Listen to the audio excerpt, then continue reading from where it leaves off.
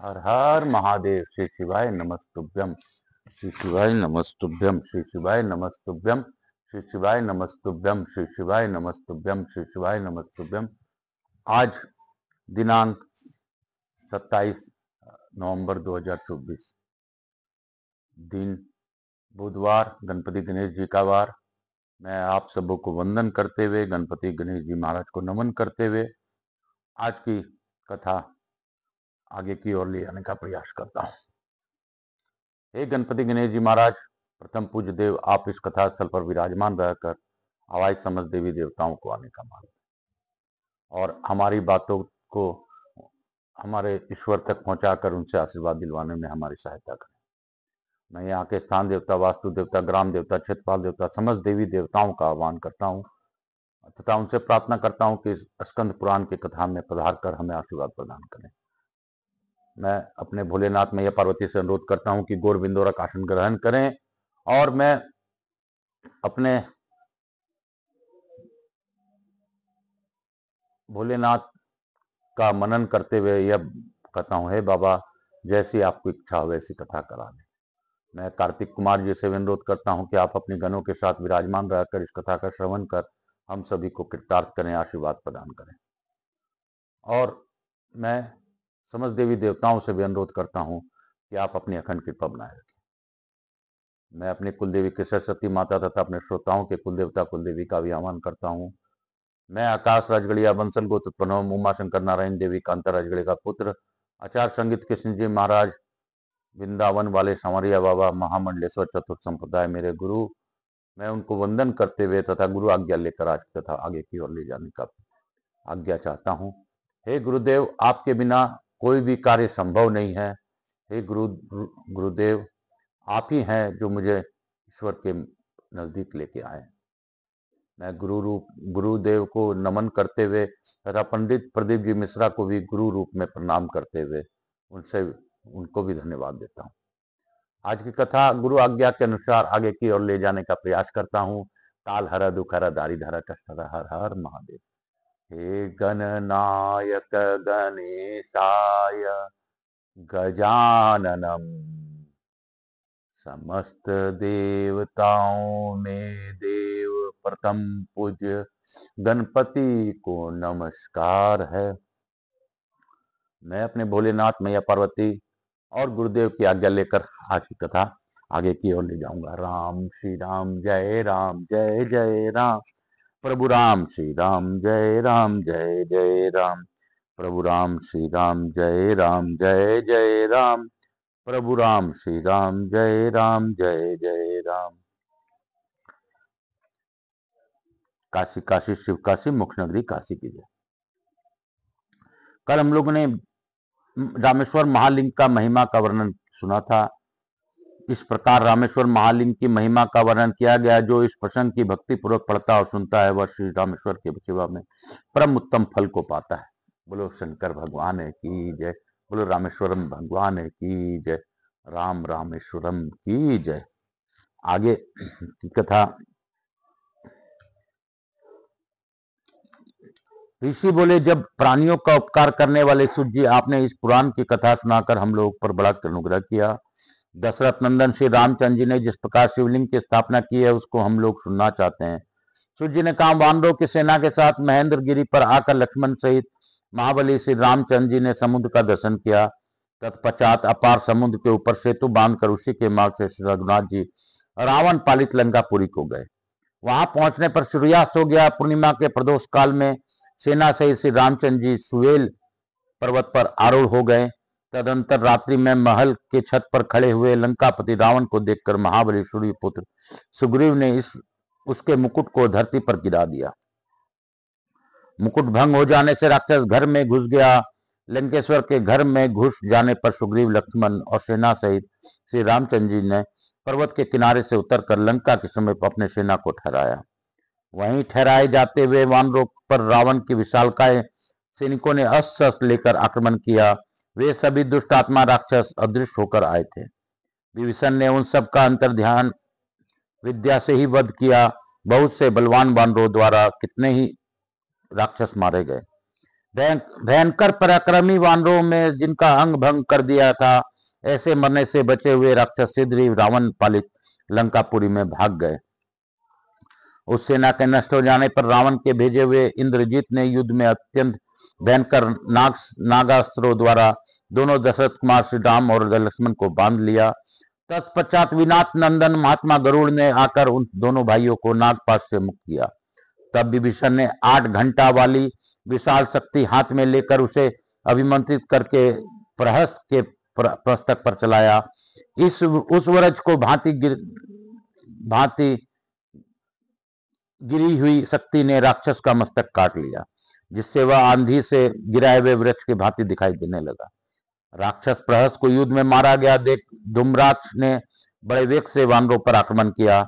वानर भाग चले। वानर सेना को भागते हुए देख पवन कुमार हनुमान जी ने धूम्राक्ष को शीघ्र ही मार डाला। धूम्राक्ष को मारा गया देख मरने से बचे हुए निशाचरों ने सब समाचार राजा रावण को बताया। तब रावण ने कुंभकर्ण को सोते से जगाया और उससे युद्ध करने के लिए भेजा। युद्ध में आए हुए कुंभकर्ण के लक्ष्मण जी ने कुपित होकर ब्रह्मास्त्रों से मारा, जिससे वह प्राणहीन होकर धरती पर गिर पड़ा। तब वहां दुष्यंत नामक राक्षस के 2 छोटे भाई व्रजवेग और परमाथी, जो युद्ध में रावण के समान ही बलि थे, आए और हनुमान एवं अंगद के हाथों मारे गए। विश्वकर्मा के पुत्र नल ने ब्रजद्रंष्ट को तथा कुमुद नामक श्रेष्ठ वानर ने अंकंपन को मार डाला। लक्ष्मण जी ने अतिकाय और त्रिशिरा का वध किया। सुग्रीव ने देवांतक तथा नरांतक को मौत के घाट उतारा। हनुमान जी ने कुंभकर्ण के दोनों पुत्रों को मार डाला। विभीषण ने खर के पुत्र मकराक्ष का वध किया। तदंतर रावण ने इंद्रजीत को युद्ध के लिए भेजा। इंद्रजीत ने दोनों भाई राम और लक्ष्मण को मोहित किया। इतने में ही अंगद ने उसके रथ के घोड़ों को मार डाला। वाहन शून्य हो जाने पर वह आकाश में स्थित हो गया। उसके प्रहार से घायल हुए कुमुद, अंगद, सुग्रीव, नल और जाम्बवन आदि के साथ प्राय सभी वानर धरती पर गिर पड़े। इस प्रकार सेना से श्री राम और लक्ष्मण को युद्ध में घायल करके महाबली मेघनाथ आकाश में अदृश्य हो गया। तब विभीषण ने इक्ष्वाकु कुल भूषण श्री रामचंद्र जी से बारंबार प्रणाम करके हाथ जोड़कर कहा, प्रभु, कुबेर की आज्ञा से एक ग्राहक आपकी सेवा में यह दिव्य जल लेकर उपस्थित हुआ है। महाराज, इसे कुबेर अंतर्ध्यान विद्या से दृश्य हुए प्राणियों को दिखने के लिए आपको प्रेरित करते हैं। इसको आंखों में लगा लेने के से आप आकाश में अदृश्य हुए प्राणियों को भी देख सकेंगे, और जिसके लिए आप यह जल देंगे वह भी उन प्राणियों को देख सकेगा। बहुत अच्छा कहकर श्री रामचंद्र जी ने आदरपूर्वक उस जल को ग्रहण किया और उससे अपने नेत्रों को धोया। तत्पश्चात महाबली लक्ष्मण, सुग्रीव, जाम्बवन, हनुमान, अंगद, मेंद, द्विविद, नील तथा अन्य जो वानर थे, उन सब ने श्री रामचंद्र जी के दिए हुए जल से अपने अपने नेत्र ढोर लिए। तब उन्होंने आकाश में छिपे हुए वीरवर मेघनाथ को देखा। दृष्टि पर जाने पर सुमित्रा नंदन लक्ष्मण ने उस पर आक्रमण किया। तब लक्ष्मण और मेघनाथ में अत्यंत विचित्र तथा आश्चर्यजनक युद्ध हुआ। तीसरे दिन बड़े प्रयास से महाबली लक्ष्मण के द्वारा मेघनाथ युद्ध में मारा गया। अपने पुत्र के मारे जाने पर रावण को बड़ा क्रोध हुआ। वह बहुत सी सेना साथ ले रथ पर बैठकर नगर से बाहर निकला। तब इंद्र सारथी मताली, हरे घोड़े, जूते एवं सूर्य के समान तेजस्वी रथ के साथ श्री रामचंद्र जी की सेवा में उपस्थित हुए। धर्मात्माओं में श्रेष्ठ श्री रामचंद्र ने इंद्र के भेजे हुए उस रथ पर सवार हो युद्ध में ब्रह्मास्त्र का प्रयोग करके राक्षस रावण के सभी मस्तक काट डाले। रावण के मारे जाने पर देवताओं और ऋषियों ने दशरथ नंदन श्री राम को आशीर्वाद दे उनकी जय जयकार की और अत्यंत संतुष्ट हो भगवान का स्तवन किया। सिद्धों तथा विद्याधरों ने कमल नयन श्री रामचंद्र जी को फूलों की वर्षा की।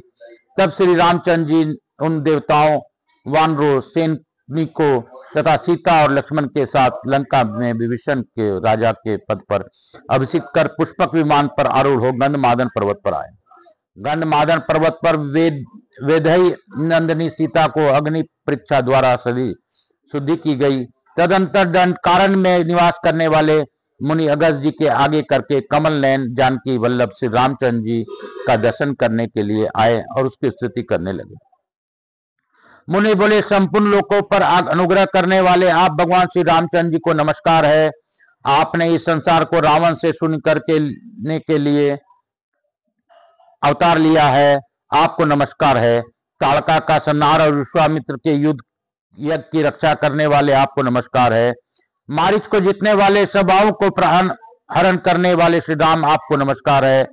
आपके चरणारविंदों की धूलि अहल्या को मुक्ति देने वाली है। आपने भगवान शंकर के धनुष की लीला पूर्वक भंग किया है, आपको नमस्कार है। मिथिलेश कुमारी सीता के पानी ग्रहण संबंधी उत्सव से सुशोभित होने वाले आपको नमस्कार है। रेणुका नंदन परशुराम जी की पराजित करने वाले आपको नमस्कार है। कैकेयी के 2 वरदानों से विवश हुए पिता के वचन को सत्य करने के लिए सीता और लक्ष्मण 7 वानर की यात्रा करने वाले आपको नमस्कार है।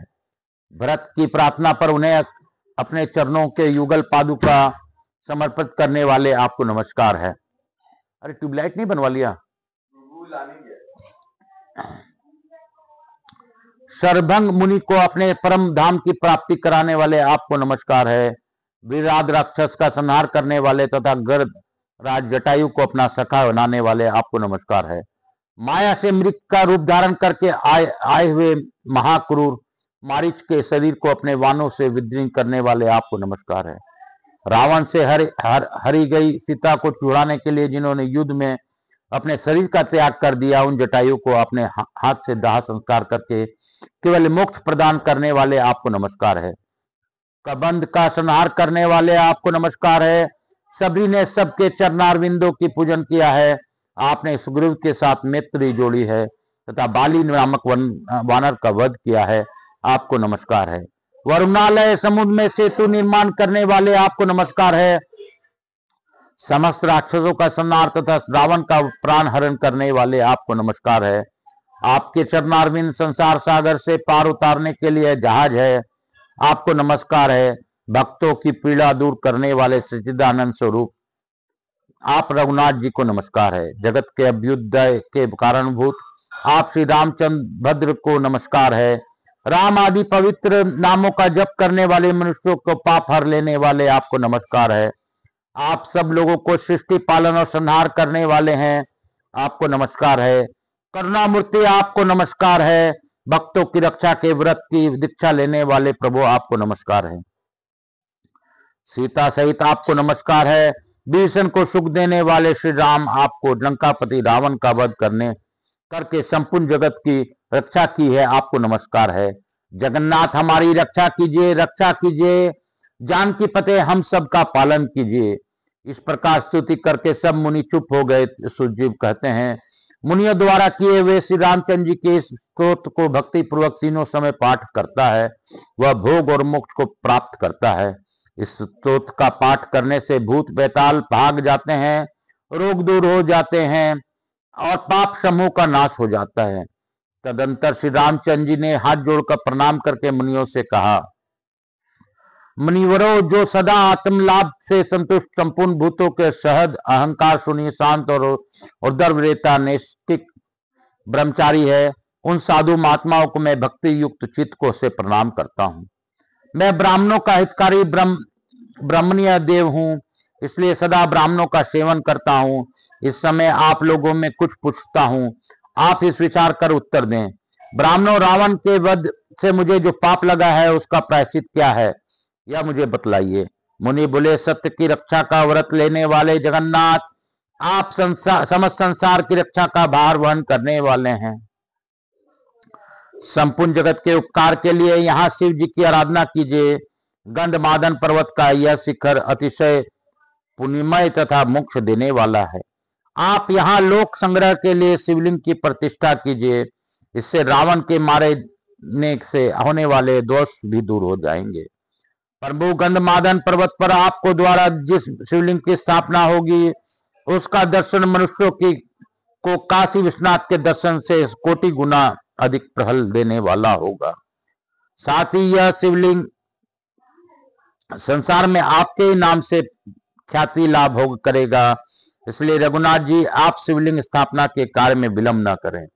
मुनियों ने यह वचन सुनकर जगतपति श्री रामचंद्र जी ने लिंग स्थापना के लिए पुण्य काल निश्चय किया, जो दो ही मुहूर्त में आने वाला था। उसे निश्चित करके उन्होंने हनुमान जी को शिवलिंग ले आने के लिए कैलाश पर्वत पर भेजा। हनुमान जी बड़े पराक्रमी थे। उन्होंने 2 मुहूर्त का पुण्य काल जानकर भी भुजाओं को ताल ठोकी। वे सब देवताओं तथा महात्मा ऋषियों को देखते देखते बड़े वेग से ऊपर को उड़े और आकाश मार्ग को लांघते हुए कैलाश पर्वत पर जा पहुंचे। वहां उन्हें लिंग रूपधारी महादेव जी का दर्शन नहीं हुआ। तब उन्होंने महादेव जी को प्रसन्न किया और उनकी कृपा से शिवलिंग को प्राप्त किया। इतने में ही वहां तत्वदर्शी मुनियों ने जब यह देखा कि हनुमान जी अभी नहीं आए तथा स्थापना का मुहूर्त अब बीतना ही चाहता है, तब उन्होंने परम बुद्धिमान श्री रामचंद्र जी से कहा, महाभाव श्री रामचंद्र जी, आप तो पुण्य काल बीत रहा है, अतः जानकी ने जो लीला पूर्वक बालू का शिवलिंग का बनाया है उसी को इस समय स्थापित कर दीजिए। यह सुनकर श्री रघुनाथ जी ने सिद्धता पूर्वक श्री जानकी जी तथा मुनियों के सहित मंगलाचार आरंभ किया और ज्येष्ठ मास के शुक्ल पक्ष की 10वीं तिथि के बुधवार और हस्त नक्षत्र के योग में गद करण आनंद और व्यतिपात योग कन्या राशि के चंद्रमा तथा वृष राशि के सूर्य में परम पुण्यमय उपयुक्त 10 योगों को उपस्थित में गंधमादन पर्वत पर सेतु के सीमा में लिंग रूपधारी भगवान शिव की स्थापना की। उस समय लिंग में पार्वती सहित भगवान शंकर प्रत्यक्ष प्रकट हो गए थे। उनके ललाट पर चंद्रमा की कला और साक्षात गंगा शोभा पा रही थी। भगवान शांब शिव ने सब लोगों को शरण देने वाले महात्मा रघुनाथ जी को इस प्रकार से वरदान दिया, राघवेंद्र, आपके द्वारा यहाँ स्थापित किए गए शिवलिंग का जो दर्शन करेंगे वे महापातकों से युक्त होंगे तो भी उनके पापों का नाश हो जाएगा। जैसे धनुष कोटि में गोता लगाने से सारे पाप नष्ट हो जाते हैं, उसी प्रकार इस रामेश्वर लिंग के दर्शन से महापातक भी नष्ट हो जाएंगे। तत्पश्चात श्री रामचंद्र जी ने भगवान श्री रामेश्वर के समस्त सामने नंदिकेश्वर की स्थापना किया और अपने धनुष को कोटि से रामेश्वर शिव के अभिषेक के लिए धरती फोड़कर एक कूप तैयार किया। फिर उसमें जल लेकर भगवान शंकर को स्नान कराया। वहीं पुण्यमय तीर्थ कोटि तीर्थ के नाम से विख्यात हुआ। मुनिवर, कोटि तीर्थ की महिमा का वर्णन पहले किया जा चुका है। बोलो शंकर भगवान की जय, बोलो काशी विश्वनाथ की जय, बोलो रामेश्वरम भगवान की जय, कोटि तीर्थ की जय, बोलो कोटि तीर्थ की जय। हर हर महादेव, हर हर महादेव। काल हर दुख हर दारिद्र कष्ट हर, हर हर महादेव, हर हर महादेव, हर हर महादेव, हर हर महादेव। मैं गुरु आज्ञा लेकर आज की कथा को इसी अध्याय के साथ विराम देता हूं और लघु आरती कर आप लोग के इस कथा को, आज की कथा को पूर्ण करूंगा और यही कहूंगा कि मेरे बाबा अद्भुत हैं, उनके ही लीला से सब कुछ होता है। मेरे रामेश्वरम बाबा आपको अद्भुत दर्शन कराते हैं, उनके लीला से ही राम के ईश्वर हैं। राम के ईश्वर भोलेनाथ हैं और भोलेनाथ के ईश्वर श्री राम हैं। इसीलिए मेरे भोले बाबा भी राम का नाम ही जपते हैं। राम राम राम राम राम राम राम राम राम राम राम राम राम राम राम राम राम राम। कहो राम, कहो राम, भजो राम, भजो राम। हर हर महादेव।